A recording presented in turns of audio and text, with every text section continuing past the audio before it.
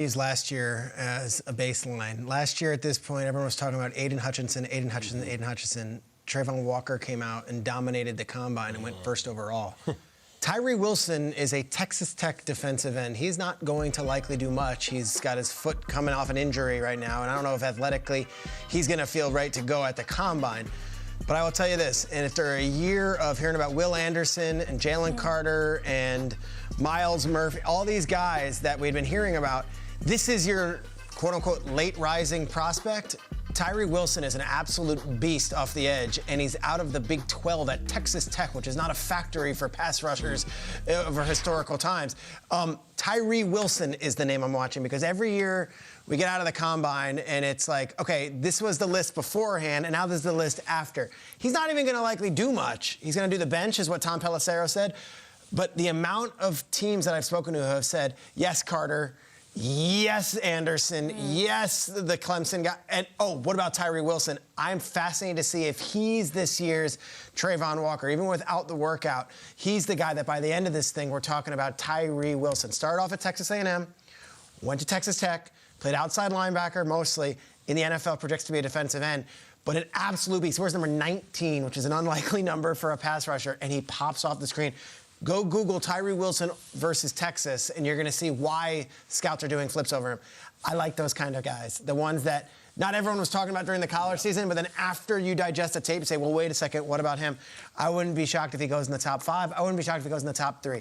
Tyree Wilson, a name we hadn't heard all college season. He might be your guy that everyone's talking about after the combine. And to your point, even if he doesn't participate in the drills, this combine is a great time for teams to get him in the meetings, put him on the board and ask him questions about their defense. You get to see kind of behind the curtain what a guy can pick up and learn in those meetings, and you learn a little bit more about him. And a guy I'm fascinated by and looking forward to watching is Zay Flowers, the wide receiver out of Boston College. Earlier in the season, I got a chance to go watch the first game, him going against Rutgers, my alma mater. And I'm in Boston, I'm going to the game, and I just want to see my guys.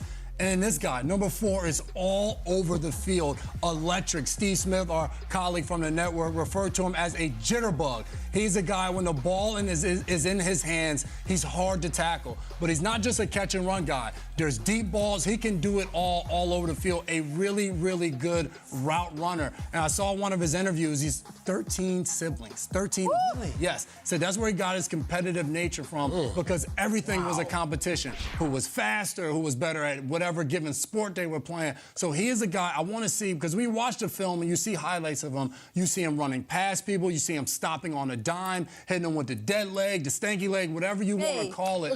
This is the type of guy you want to see at the combine, because you want to see what his 40 is, how high he jumps, how far he jumps in the broad jump. You want to see if that athleticism you see on the film, if it shows up on the combine, because you already know the kid can play, and he's undersized a little bit, but when you can make plays, that kind of goes bigger than whatever you can do or whatever your size shows up as a playmaker in the NFL. I agree, and I see what you both did there. You're picking guys that not everyone knows about, and I think the same way. I'm going to stay at wide receiver. I'm going Jackson Smith and Jigba, because now everyone didn't get to see him last year. You didn't see him in 2022. Just 3 games. Saw him in that bowl game 2 years ago. Very limited action, but you turn back on the film and you go, no Olave, no Garrett Wilson in the bowl game.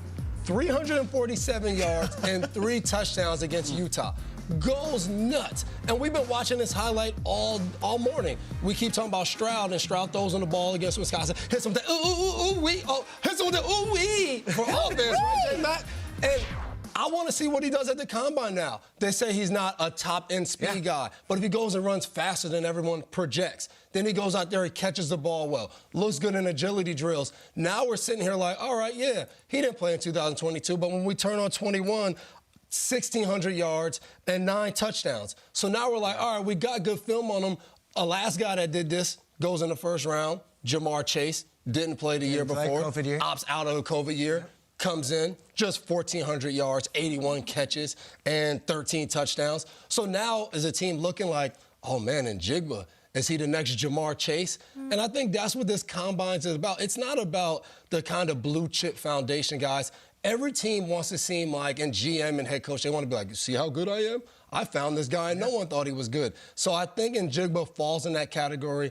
Everyone's going to go back, watch him. Everyone wants to talk to him now. Yeah. What does he know? What did he learn last year sitting out? Did he still pick up the offense? Did he get better? He played a lot in the slot. Can he play outside? Can he do different things? And teams will get to ask him those questions throughout this week. The question with him is like the top line speed. I'll never forget being at the combine in 2020. It was right before COVID. And everyone was like, Justin Jefferson's good and had good numbers, but he's going to run a 4.7, 4.6. Then he ran a 4.4, and everyone was like, oh, okay. And those numbers, and the production, and he's a great kid. That's what he has an opportunity to do. And what has he been doing all year? Yeah. Training. Yeah. He might go and kill that combine. He might run this thing in like 18 steps, and people are like, whoa, he worked on his form. That's the thing about the combine. I think it should almost be renamed like Translation Day, because it's like, how do your skills and your numbers translate? Because I'm watching you guys watch film of college players that you probably don't have the time to watch in the regular season, and that's great. You watch them, and I can see your eyes and your brains are working like, that's interesting. I wonder how that would play at the next level, because you guys would know best. Y'all went with names that you want people to know about, a name that people have heard a lot about, but I think they need to know more of is Anthony Richardson. He's the quarterback out of Florida. A lot of Will Levis and Bryce Young talk, but here's the thing about Anthony Richardson. A Miami-based product, goes to the University of Florida, redshirts his first year, plays a couple of games with redshirts. His second year has his first start ever. I did the game, Florida-Georgia, going up against a #1 defense in Georgia at his first start. They get blown out 34-7 or something like that. But this young man walking into that production meeting was as physically intimidating to me as Will Anderson. That is a parallel that I'm willing to make. Huge. Dwight Howard shoulders. I'm telling you. Wow. Across the board. And then the situation was fascinating as well, because his best friend, the quarterback that he came in with to Florida, Emory Jones, was starting to not play well at Florida. And the entire fan base was calling for Anthony Richardson to start over his best friend, Emory Jones.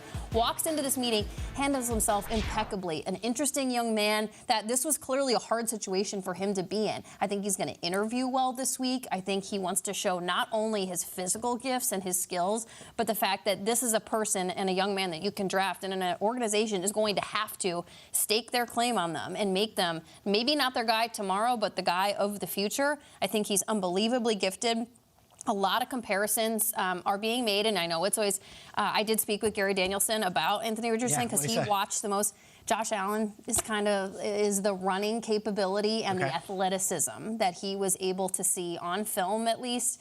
The other interesting thing that Gary pointed out to me was that, in terms of NFL translation and how it translates to the next level, no one benefited more than Anthony Richardson from Jalen Hurts' Super Bowl performance in terms of the ability to tuck the ball and run, because that's where offenses are going now. It's great. When he said that, I was like, damn, you're right, because Jalen Hurts blew people out of the water with how he played in that Super Bowl. And if that's how the quarterback play is going to go, Anthony Richardson is the kind of guy that He had a run against LSU. I tweeted it out over the weekend. It's an 80-yard run, and he's stiff-arming guys, and he's just shaking people. And the athletic ability is all there. The size is all there. Unbelievable. The questions are the accuracy. But if, to your point, if Josh Allen's questions were about accuracy, why can't someone else improve their accuracy? Jalen Hurts' questions were about accuracy as well. And he obviously, if that's the thing that you can put the work in on and fix, then you're fine. He also had like an unbelievable fake for a 2-point conversion. That was fantastic as well. And I think this combine gives these teams a chance to really dive into that. You talked about Jalen Hurts. He came in his first year starting. Going into this season, we were all questioning that, but I think for the Eagles, being around him, doing your research, it was like, this type of kid, this work ethic, we know he can get there. And when you watch Anthony Richardson's highlights, I mean, they're just they're unbelievable. I also love the fact he's going to compete. Like, I might be old school in this. Anthony Richardson, according to Tom Pelissero, was like, I'll do all the drills. I'll showcase everything.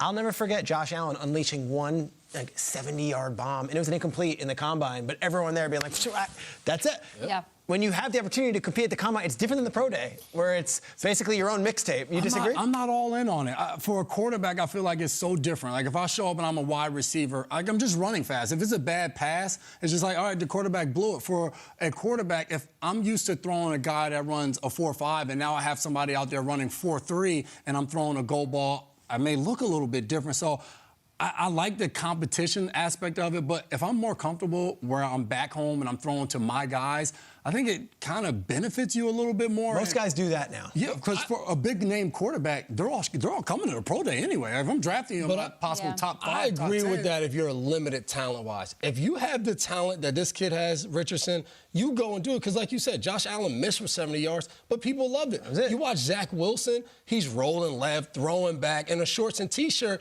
and people are like, oh, imagine the next Mahomes. So for Richardson, for one, you're going to walk in these meetings, and like you just said, Jamie, all of the scouts are going to be like, whoa. Oh, then they're going to see you in shorts and a T-shirt. Hopefully he goes and wears a tight shirt, goes out there, looks great, because that's what the people care about. Yep. And he's throwing the ball all around the field.